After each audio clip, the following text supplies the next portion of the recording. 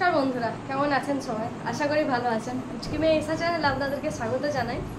তো আজকে গণেশ ঠাকুর দেখতে যাচ্ছি আমরা। তো এইদিকে যাচ্ছে ঈশার বাবা, ঈশার পিসিমণি আর ঈশা আর আমি। তো ঈশা আজকে নতুন একটা জামা পরেছে, আর ঈশার পিসিমণিকে হয়তো দেখেননি। ঈশার জামাটা কেমন হয়েছে সেটা অবশ্যই কমেন্ট করে জানাবেন। আজকে জিন্সের টুকার টাইপের পরানো হয়েছে।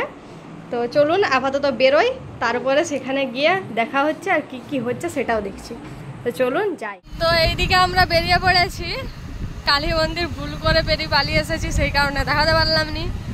আর এইবারে আমাদের বসাটা একটু আলাদা। ঈশার বাবা প্রথমে চালাচ্ছে, তারপরে ঈশার পিসিমণি, মাঝখানে ঈশা, আর আমি সবার লাস্টে।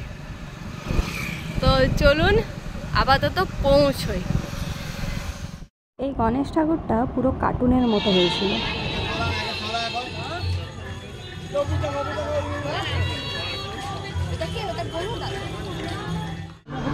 তো আমরা এরপরে বেরিয়ে পড়েছি।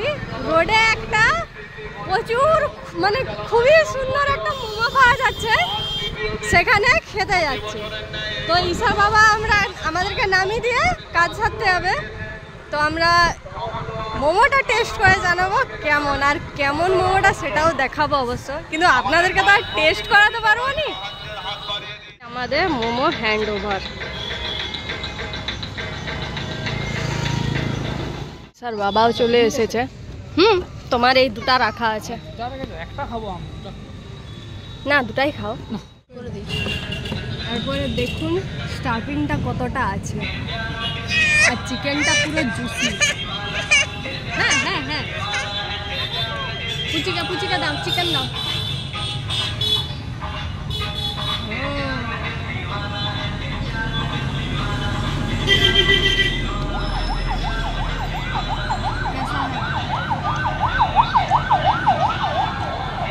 চলবে? এটা বলে দিই, এটা চন্দ্রকোনা রোডের প্রথম এটা ফুডকার। অনেক কিছু জিনিসই এখান থেকে খেয়েছি, দুর্দান্ত টেস্ট, খুবই সুন্দর, বলার নেই। এটা দু ভাই মিলে খুলেছে, তাই আমি নাম রেখেছি দু ভাই ফুডকার। কিন্তু এইটার নাম আসলে কি আমিও জানি না ঠিকঠাক, আর জিজ্ঞাসাও করা হয়নি। তো যারা যারা খেতে চান অবশ্যই এখানে এসে টেস্ট করে অন্তত দেখবেন যে কেমন।